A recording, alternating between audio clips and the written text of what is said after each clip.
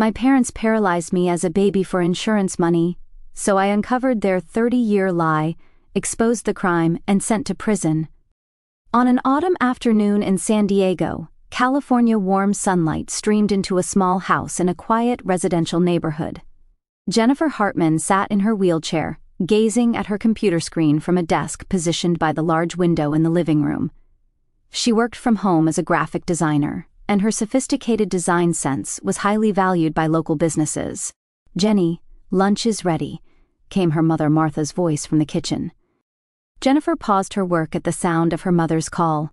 Martha had been devotedly caring for her daughter for over 30 years, ever since her daughter had become paralyzed from the waist down in a fall down the stairs when she was 6 months old. Martha had dedicated her life to caring for her. "I'll be right there, Mom."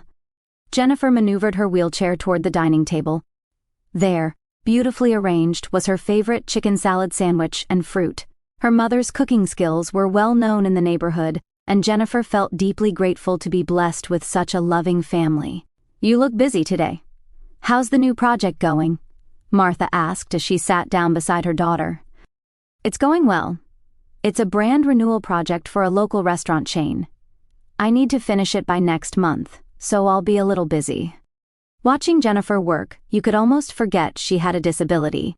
She had majored in graphic design in college and started working as a freelancer from home after graduation. Though she began with small projects, her talent and professionalism were gradually recognized, and now she earned a stable income and was financially independent. The sound of the front door opening broke the peaceful moment. Her father, Robert, had returned from work. Drawing on his years of experience at an insurance company, he now volunteered with a local non-profit organization. "I'm home. I got off early today." Robert approached his daughter in her wheelchair and gently patted her head. "How are you doing, Jenny?" "I'm fine, Dad. I'm busy with a new project, but I'm enjoying it." A proud smile spread across Robert's face. "Our daughter is such a hard worker. We're so proud of you." In the evening, her sister Linda stopped by after work. She worked at a nearby accounting firm and visited her parents and Jennifer 2 or 3 times a week. Linda was married but had no children, and she doted on her younger sister Jennifer, like she was her own daughter. "Good evening, everyone," Linda called out, still in her work clothes as she hurried to her family. "Linda, you must be tired. Why don't you stay for dinner?" Martha suggested. "Thank you, Mom. But my husband got home early today, so I just came to see everyone." Linda crouched down beside Jennifer's wheelchair and took her sister's hand. "How's work going? Don't hesitate to tell me if there's anything I can help with." "Thank you, Linda, but I'm fine. I want to do what I can by myself." This was the Hartman family's daily routine. On the surface, it was the picture of a loving family without any problems. The parents had accepted their daughter's disability and had been devotedly supporting her for over 30 years. Sister Linda also loved her younger sister from the bottom of her heart and was always looking out for her. Jennifer herself had accepted her situation and was contributing to society by making the most of her given talents. However, recently Jennifer had begun to notice subtle changes in her family. Conversations between her parents and sister would often stop abruptly when she was present. There were increasing instances where they seemed to want to talk about something but would become evasive when she was around. "They must be worried about my future," Jennifer told herself. At 32, she was still single, and as a family, they might be concerned about marriage and her future. Because they were such a loving family, they probably hesitated to discuss their concerns in front of her. At night, when she was alone, Jennifer sometimes reflected on her life. The accident at 6 months old had left her unable to walk, but she still felt she was living a fulfilling life, her family's love, success at work, and an independent lifestyle. There were certainly limitations, but she took pride in doing her best within the circumstances she was given. Jennifer hoped this peaceful daily life would continue forever. In October, Jennifer received the news she had been waiting for. Pacific Bistro, a major restaurant chain operating throughout San Diego, wanted to entrust her with a complete brand renewal project for all their locations. This project would be a major turning point in her career. She would handle the total branding for all 12 locations, including logo design, menu layout, and interior decoration concepts. "That's wonderful news, Jenny. Martha was genuinely happy about her daughter's success. "Your talent has finally been recognized." "Thank you. But I'm going to be very busy from now on. I only have 3 months until the deadline." Jennifer immediately began making detailed plans for the project. From on-site surveys of each location to target demographic analysis, competitor research, and actual design work, a massive amount of work awaited her. She expanded her workspace in the corner of the living room, adding new monitors and filing cabinets for organizing materials. When the project began in earnest, Jennifer's daily routine changed dramatically. She woke up at 7 in the morning, had a quick breakfast, and immediately got to work. She ate lunch quickly and even begrudged the time for dinner, throwing herself completely into her work. Although she worked from home and was physically close to her family, mentally she was completely focused on the project. "Jenny, why don't you take a break?" Linda asked with concern. "You mustn't wear yourself out." "I'm fine, Linda. If this job succeeds, I might get even bigger projects. Now is the time to work hard." However, because she was so focused on work, Jennifer began to notice subtle changes in her family more clearly. At first, it was small things. When her parents and sister were talking in the kitchen, the conversation would suddenly stop when she approached in her wheelchair. "What were you talking about?" Jennifer would ask, and Martha would answer hurriedly, "Oh, about Mr. Johnson next door. He's been feeling unwell."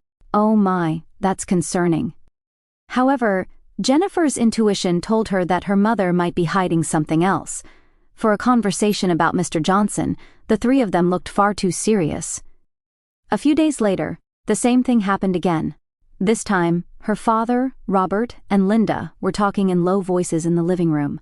When Jennifer came out into the hallway to get some materials, she could hear their conversation. "It's been over 30 years and we're still dragging this along," came Robert's voice. "But Dad, is this really okay? Jenny doesn't know anything." Linda's voice was trembling. "She's better off not knowing. There's nothing we can do about it now, and the child is living happily."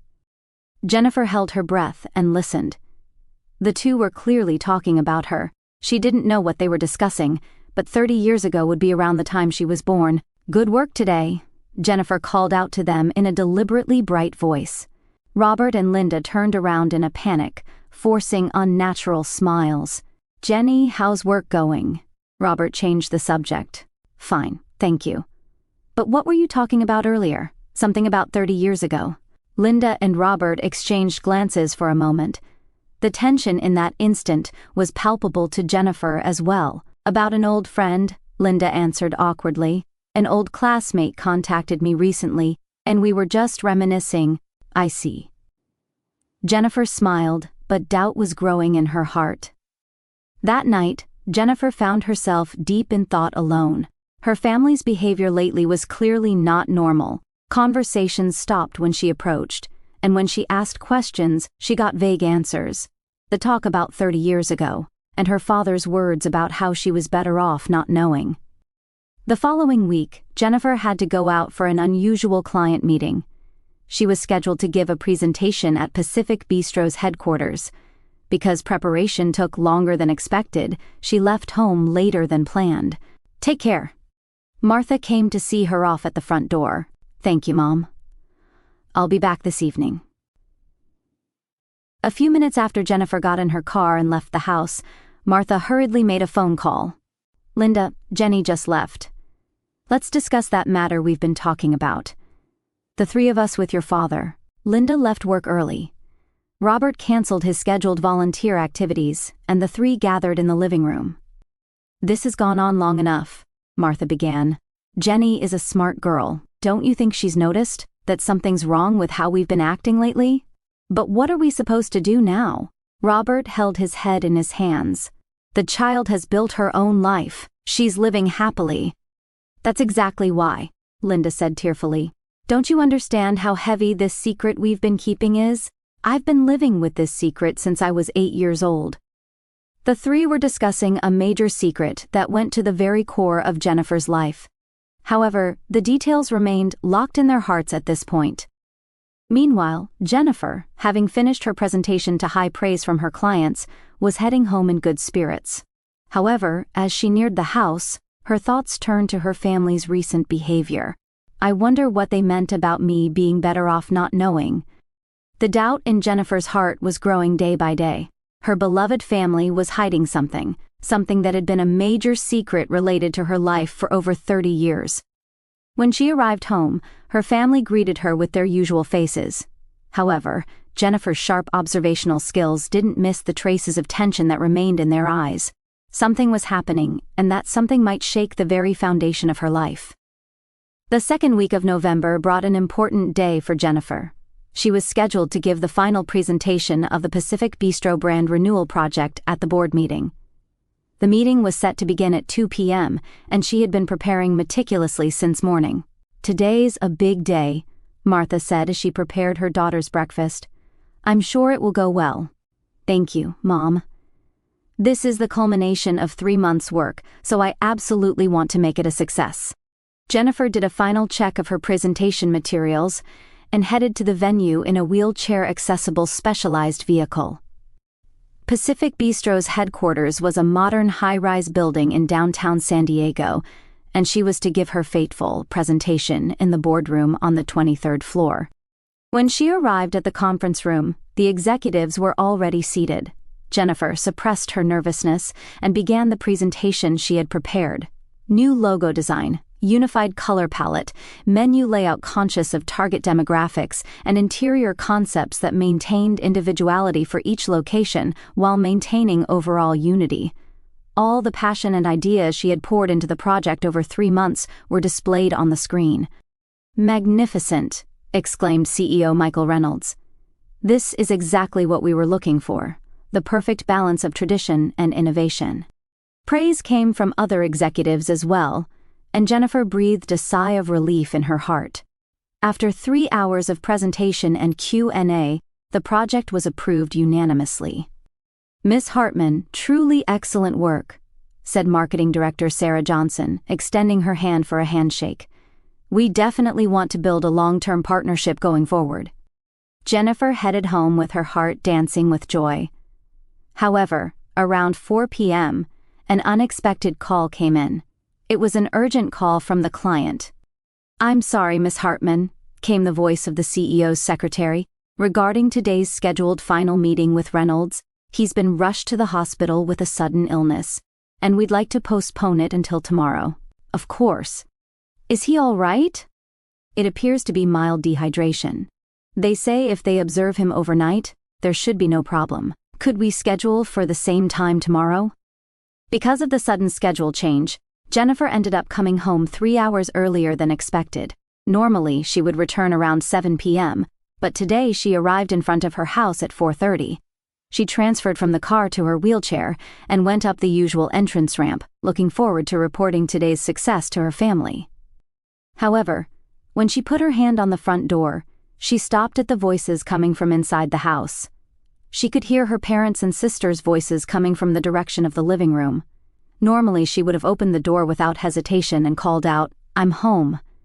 But sensing something serious in the tone of the conversation, Jennifer unconsciously stopped. "I can't take this anymore," came Linda's voice.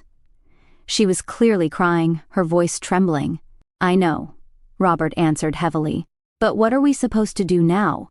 Then Martha's voice continued. That voice had a coldness in it that Jennifer had never heard before. "That child still hasn't noticed anything, so we're lucky."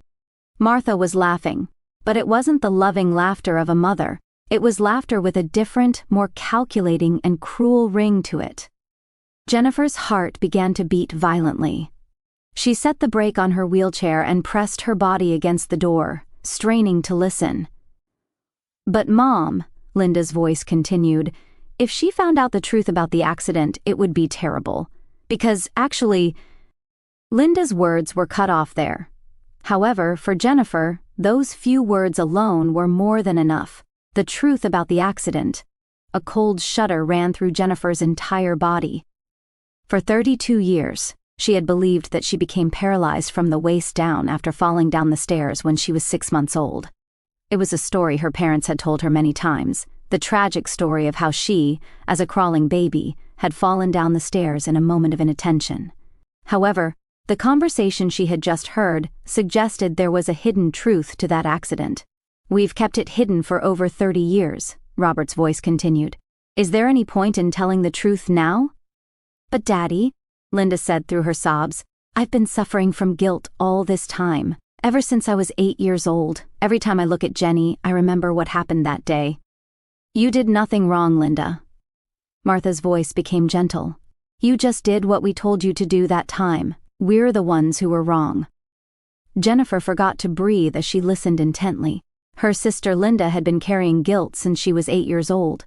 That was related to the accident that happened when Jennifer was 6 months old. Considering the insurance money, Robert's voice could be heard again. That choice wasn't wrong. Because of that money, we were able to give Jenny the best treatment and we could buy this house. Insurance money.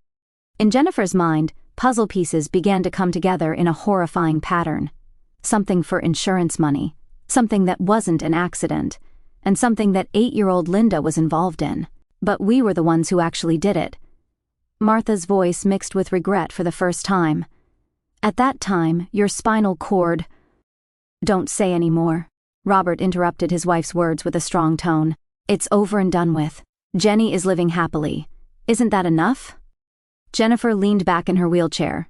She felt all the strength draining from her body. Spinal cord. Intentionally. Insurance money.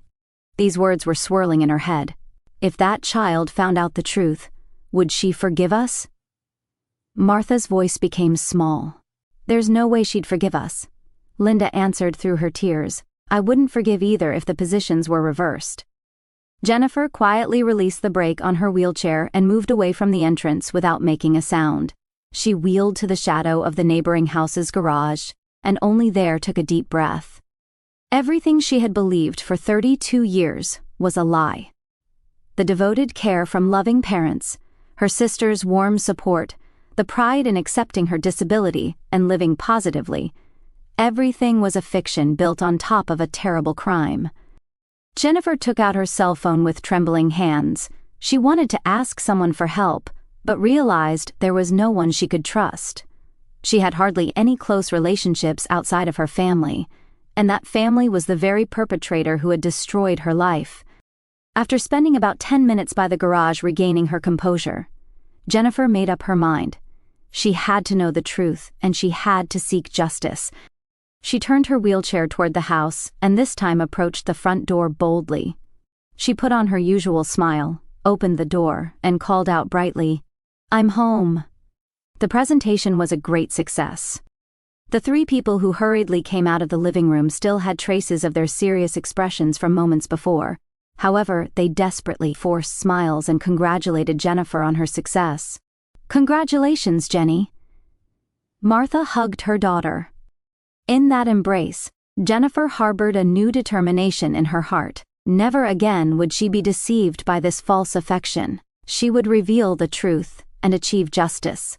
That was the only way to reclaim the life that had been stolen from her for 32 years. That night, Jennifer couldn't sleep at all. After her family had gone to bed, she sat quietly at her computer in her room. She was researching ways to obtain medical records from 32 years ago. She found that under California law, patients themselves could request disclosure of past medical records. The next morning, while her family was preparing breakfast as usual, Jennifer called San Diego General Hospital, where she was born. Medical Records Department speaking. My name is Jennifer Hartman. I would like to request disclosure of my medical records from when I was born in 1991. Understood. You are the patient yourself, correct? We will send you the necessary paperwork. Please fill it out and return it with a copy of your identification. Processing takes about a week. After hanging up, Jennifer took a deep breath. 1 week. She had to continue acting for 1 more week until she knew the truth. Jenny, breakfast is ready, came Martha's voice. Coming, Mom. Sitting at the dining table facing her family, Jennifer desperately tried to maintain her composure. The people she had believed were a loving family until yesterday were actually criminals who had intentionally disabled her. Accepting this fact was far too painful. Linda is coming for dinner tonight, Martha said. Let's celebrate your project's success. Thank you, Mom. Jennifer forced a smile. That afternoon, Jennifer took another action. She looked for a trustworthy law firm. After researching online, she contacted Justice and Rights law firm in San Diego, which had a track record in disability rights advocacy. My situation is a bit complicated, and I prefer to meet in person for consultation, if possible. Understood. How about 2 p.m. tomorrow? In the evening, Linda came as promised. As the 4 family members sat around the dining table eating dinner, the conversation appeared harmonious on the surface. However, Jennifer could see deep anguish etched in Linda's expression. "Linda, haven't you been tired lately?" "You don't look very well?" Jennifer asked with concern. Linda started and answered hastily. "I'm fine, Jenny. Work has just been a little busy. Don't overdo it. If you have any worries, you can always talk to me." At that moment, tears welled up in Linda's eyes. "Thank you, Jenny. You really are so kind." Linda's voice was trembling. Seeing her sister tormented by guilt, Jennifer felt complex emotions. Linda might be a victim too. She might have just been an 8-year-old child caught up in adults' crimes. The next day, Jennifer visited the law firm. The attorney in charge, David Carter, was an experienced human rights lawyer in his mid-50s. "Miss Hartman, what kind of consultation is this?" Jennifer explained in detail what she had heard in the conversation the day before.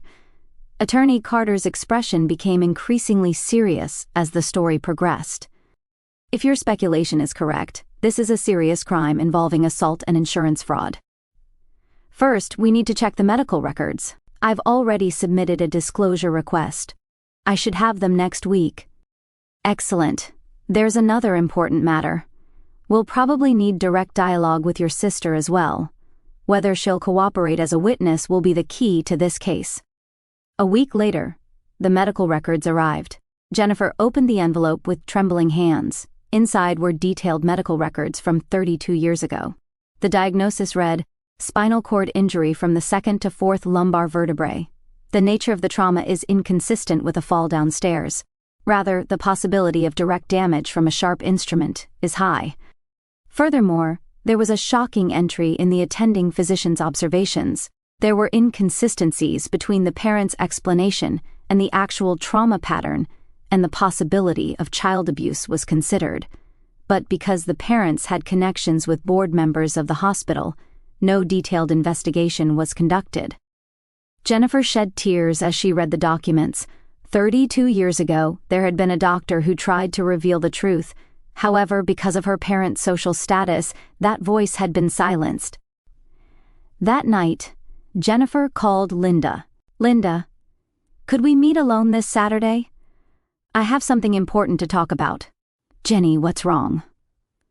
"Your voice is shaking." "I want to talk in person, please."